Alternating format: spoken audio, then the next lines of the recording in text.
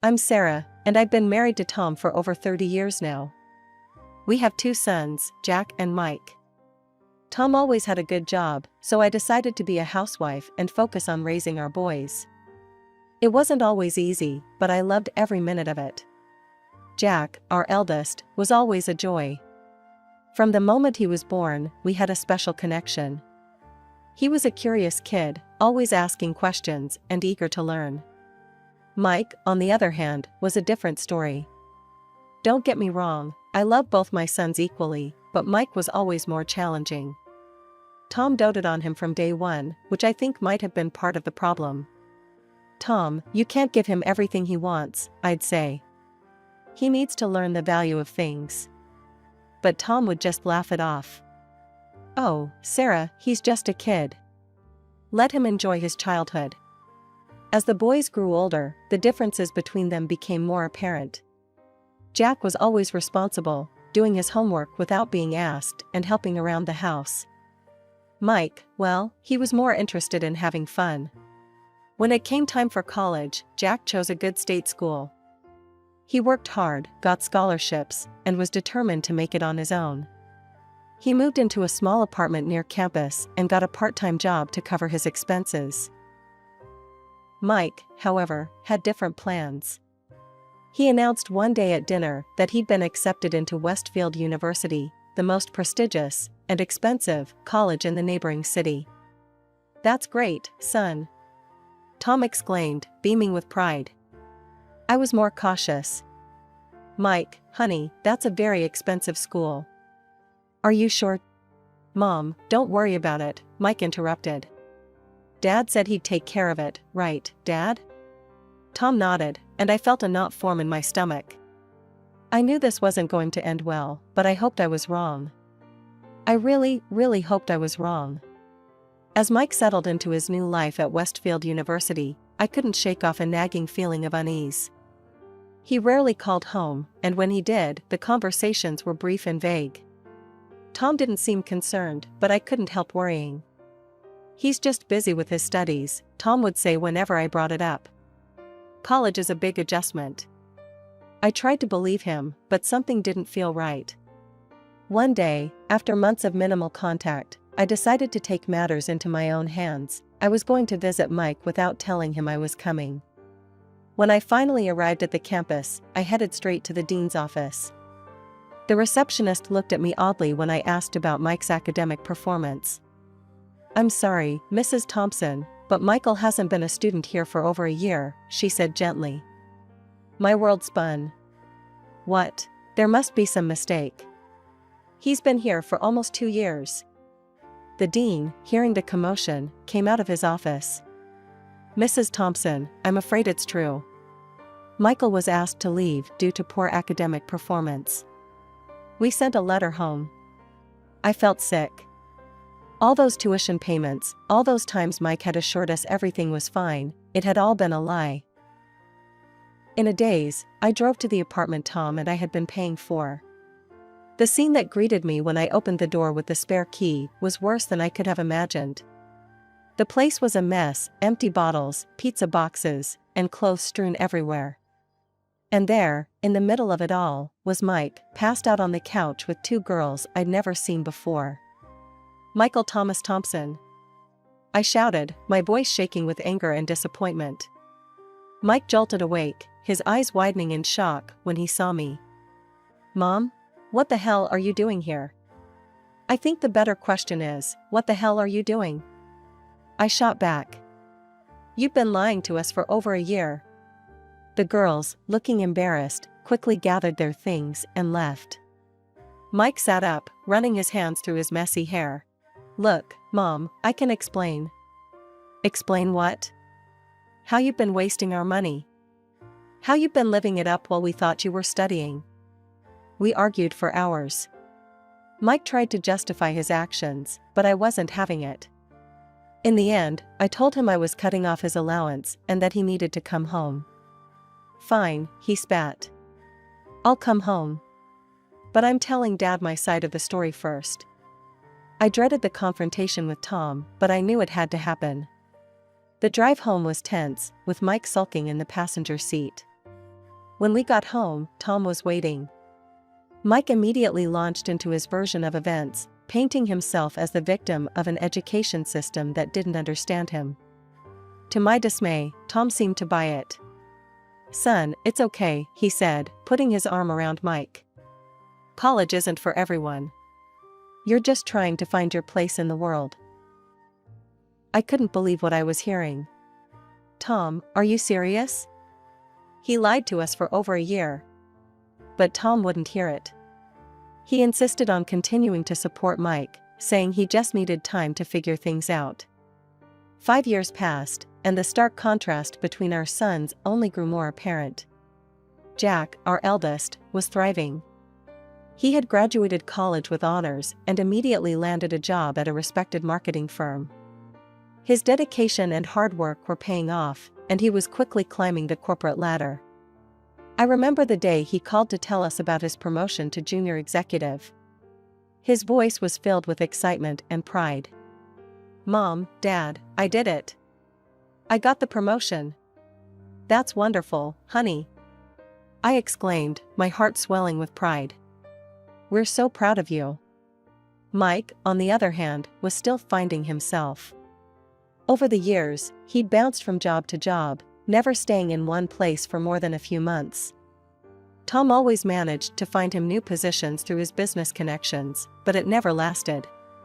I tried to intervene, to push Mike towards independence, but my efforts were always rebuffed. "Mom, you just don't get it," Mike would snap. "I'm not like Jack. I can't just settle for any boring office job." It was during this time that Jack met Emily. She was smart, kind, and hardworking, a perfect match for our son. When Jack told us they were getting married, I was overjoyed. "We're planning the wedding ourselves," Jack explained over dinner one night. "We've been saving up, and we want to do it our way." "Are you sure you don't need any help?" Tom asked. "We could contribute." "No, Dad," Jack said firmly. "We appreciate the offer, but we've got this covered." The wedding was beautiful in its simplicity. Jack and Emily had planned every detail meticulously, and their love for each other was evident in every aspect of the ceremony. It was at the reception that Mike dropped his bombshell. "So," he said, sidling up to Tom and me, champagne glass in hand, "I think it's about time I settled down too. I met this girl, Tiffany. We're getting married." A week later, we met Tiffany. She was pretty in a flashy sort of way, with bleached blonde hair and long, manicured nails. But there was something in her eyes that made me uneasy, a calculating look that didn't sit well with me. "It's so nice to finally meet you," Tiffany gushed, her voice syrupy sweet. "Mikey has told me so much about you both." As the evening wore on, it became clear that Tiffany had expensive tastes. She kept dropping hints about designer brands and luxury vacations. When the topic of the wedding came up, my worst fears were confirmed. "We're thinking a destination wedding in the Maldives," Mike announced. "Nothing but the best for my girl." I opened my mouth to object, but Tom beat me to it. "Of course," he said warmly. "Anything for my son's happiness." As Mike and Tiffany left that night, I turned to Tom, my voice low and angry. "Are you out of your mind? We can't afford a wedding like that." Tom waved off my concerns. "Don't worry, Sarah. I'll figure something out. Mike deserves a nice wedding too." But the expenses didn't stop with the wedding. Soon after they returned from their honeymoon, Mike and Tiffany were at our door again. "Dad," Mike began, his voice serious. "Tiffany and I have been talking, and we think it's time we got our own place." I held my breath, waiting for Tom's response. To my horror, he didn't even hesitate. "Of course, son. What did you have in mind?" Tiffany piped up, her eyes gleaming. "We found the perfect apartment in Westview Towers. It's a bit pricey, but it's just what we need to start our life together." Westview Towers. The most expensive apartment complex in the city. I couldn't believe what I was hearing. "And of course," Mike added, "we'll need some help with the monthly expenses until I get my business off the ground." I couldn't stay silent any longer. "Your business?" What business? Mike waved his hand dismissively. I've got some ideas. It's gonna be big, Mom. You'll see. That night, after Tom had agreed to buy them the apartment and provide monthly support, I tried one last time to reason with him. Tom, this isn't right. We're not helping Mike by doing this. We're just enabling him. But Tom wouldn't listen. Sarah, he's our son. We have to support him. Besides, Jack never needed our help. We can afford to do this for Mike. The next few months were a blur of Mike's failed business ventures and Tiffany's increasing demands. Each time they came asking for money, Tom would give in, and I felt powerless to stop it. It was during this time that we received wonderful news from Jack and Emily. They were expecting their first child. I was overjoyed at the prospect of becoming a grandmother, but this happiness was tainted by tragedy. Tom collapsed at work one day, suffering a massive heart attack. By the time I reached the hospital, it was too late. My husband of over 30 years was gone. The world seemed to stop. I felt numb, unable to process what had happened. Jack rushed to my side, taking charge of the funeral arrangements and supporting me through the haze of grief. Mike, on the other hand, barely seemed affected. He stood at the funeral with a bored expression, while Tiffany spent the entire time on her phone, her short black dress drawing disapproving looks from the other mourners. As we stood by the freshly filled grave, Mike suddenly turned to me. So, when do we discuss the inheritance? I am the sole heir, after all. I stared at him in disbelief, unable to comprehend the callousness of his words. In that moment, I realized that the son I had raised was truly gone, replaced by this selfish, entitled stranger. The same evening, Mike and Tiffany cornered me in the living room. The other guests had left, leaving behind a heavy silence and the lingering scent of sympathy bouquets. Mom, Mike started, his voice unnaturally loud in the quiet house. We need to talk about the inheritance. I stared at him, still numb from the day's events. Mike, your father's barely in the ground. Can't this wait? Tiffany stepped forward, her eyes glittering. With all due respect, we have a right to know. We have plans, you know. I felt a surge of anger cut through my grief. Plans? What plans could be so important that you need to discuss this now? I need time to grieve, to sort things out. Tiffany's face twisted into an ugly sneer. Time? What you need is to face reality, old woman. This house, everything in it, it's all ours now. I couldn't believe what I was hearing. Excuse me? She sauntered around the room, running her fingers over the furniture. Oh yes, I had big plans for this place. Most of this old junk will have to go, of course. I felt like I was in some sort of twisted nightmare. I am not going anywhere, I said firmly. This is my home, and while I'm alive, I'll be the one deciding what happens to it. Tiffany laughed, a cold, cruel sound. Well, at your age, that won't be for long, will it? I recoiled as if I'd been slapped. Before I could respond, Jack's voice cut through the tension. That's enough, he said, stepping into the room. I hadn't even realized he was still in the house. You should both be ashamed of yourselves. Mike turned to his brother, his face flushing. Stay out of this, Jack. It's none of your business. It became my business when you started harassing our mother on the day of our father's funeral, Jack shot back. He turned to me, his voice softening. Mom, I've been thinking. I want you to know that I'm giving up my share of the inheritance to Mike. I gasped, and Mike's eyes widened in surprise. Jack continued. And Mom, I think you should do the same. Trust me on this. I stared at him, confused.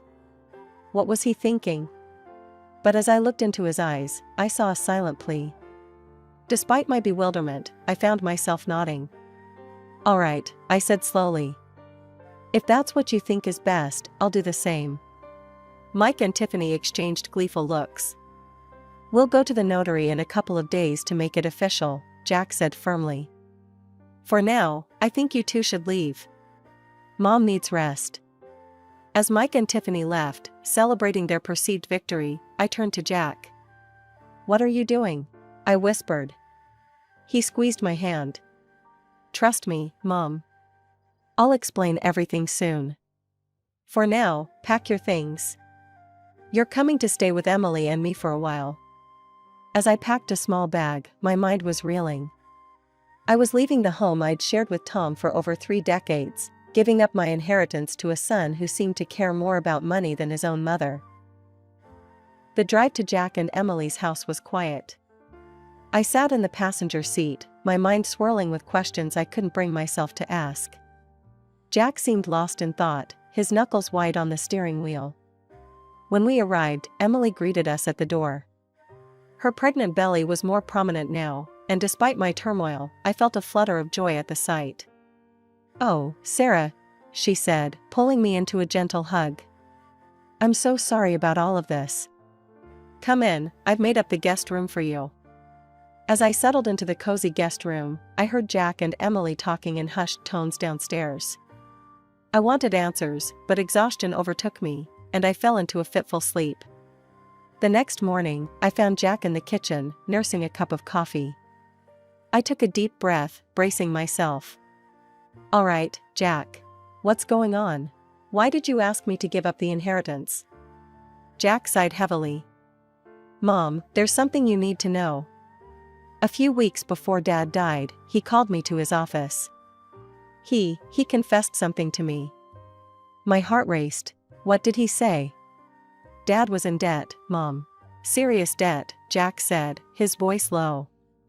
"He'd taken out loans to pay for Mike's wedding, the apartment, everything. And he'd used the house as collateral."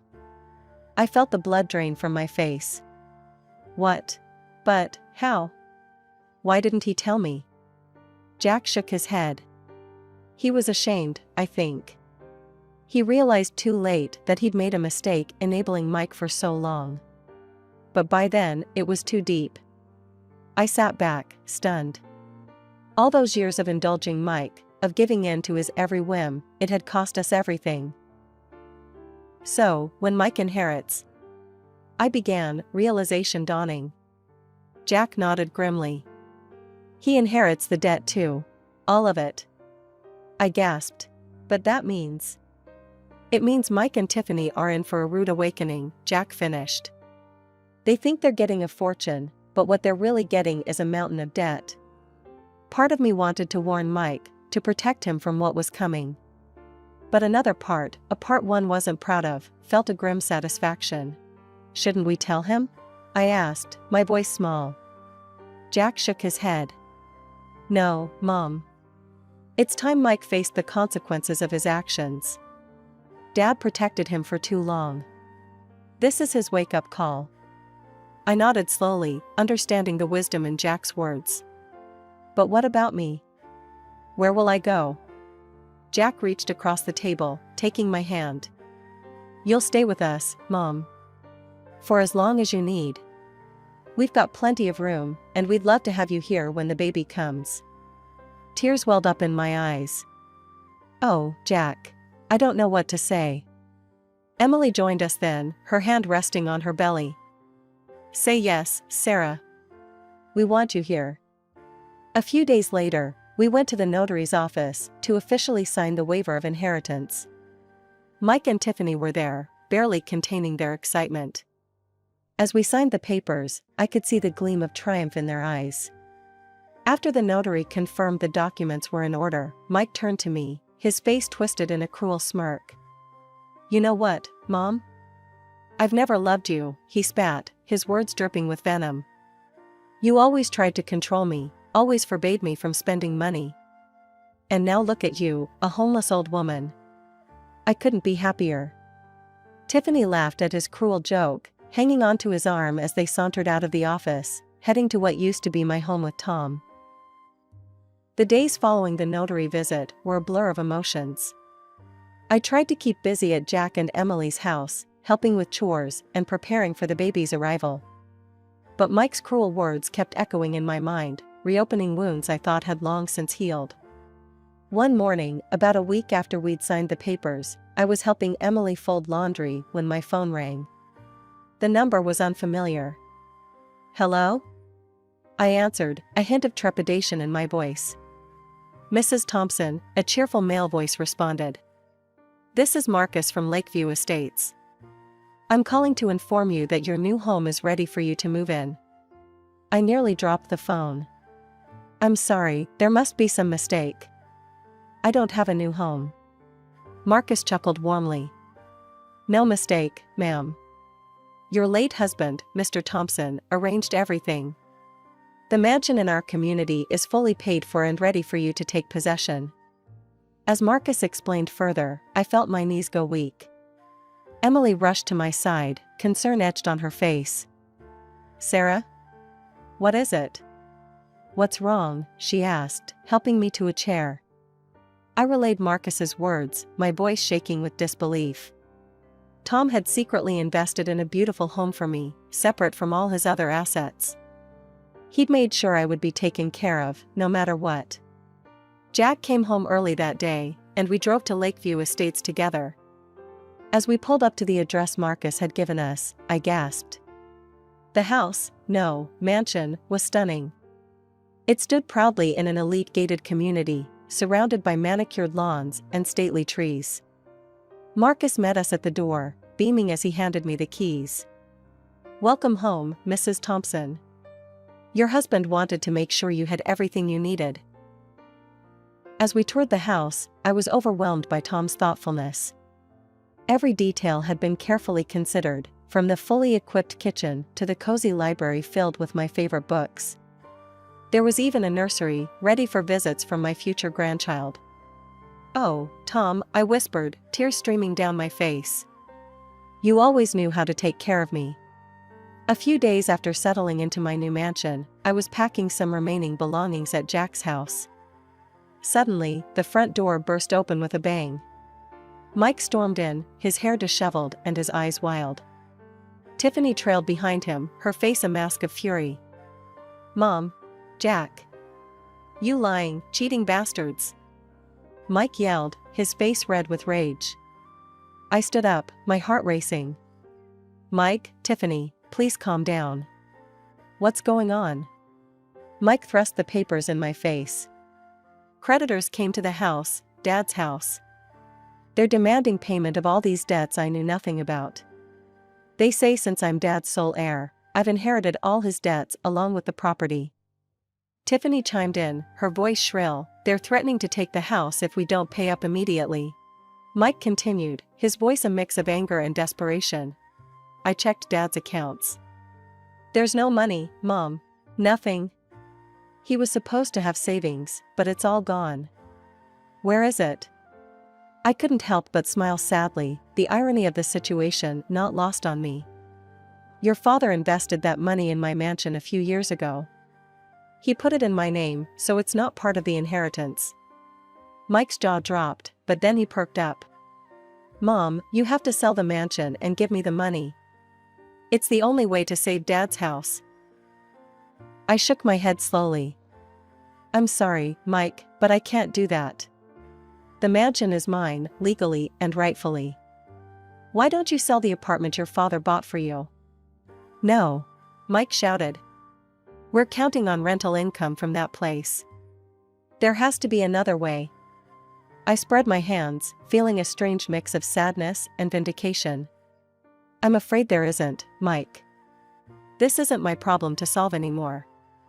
Then, remembering his cruel words from the notary's office, I couldn't resist adding, tell me, how does it feel to ask for help from a homeless old woman? Mike's face flushed an even deeper red, his fists clenching at his sides. For a moment, I thought he might lash out physically. But before he could react, Jack stepped between us. His voice was calm but firm as he said, that's enough. You've made your choices. Now you have to live with the consequences. Get out of my house. With a firm hand, Jack escorted Mike and Tiffany to the door, closing it behind them with a definitive click. As I settled into my new life at Lakeview Estates, I couldn't help but feel a profound sense of gratitude towards Tom. The community was everything Marcus had promised and more. Elegant homes lined the streets, each surrounded by meticulously maintained gardens. My neighbors were friendly and welcoming, and I soon found myself part of a vibrant social circle. One of the best features of my new home was its proximity to a top-notch medical clinic. Given my age, it was comforting to know that excellent healthcare was just a stone's throw away. One sunny afternoon, as I was tending to my rose bushes, I received a call from my old friend, Margaret. After exchanging pleasantries, she hesitated, her voice taking on a more serious tone. "Sarah, I thought you should know. I've heard some news about Mike and Tiffany." I paused, my heart skipping a beat. "What kind of news, Margaret?" She sighed heavily, before continuing. "Well, it seems they've had to sell both the house and the apartment to pay off their debts. They've moved into a small, cheap rental on the other side of town." I absorbed this information silently, a mix of emotions washing over me. Margaret wasn't finished. "There's more, Sarah. Tiffany, she's left Mike. Apparently, she couldn't handle the downgrade in lifestyle. And Mike, well, he's had to get a job. He's working as a salesman at a local electronics store now." I thanked Margaret for letting me know, and sat down on a nearby bench, my mind reeling. Part of me felt a twinge of satisfaction that Mike was finally facing the consequences of his actions, but another part, the mother in me, ached for his pain. As the weeks went by, I heard more snippets about Mike's new life. He was struggling, but for the first time, he was standing on his own 2 feet. There were moments when I was tempted to reach out, to offer help, but I resisted. This was a journey Mike needed to make on his own.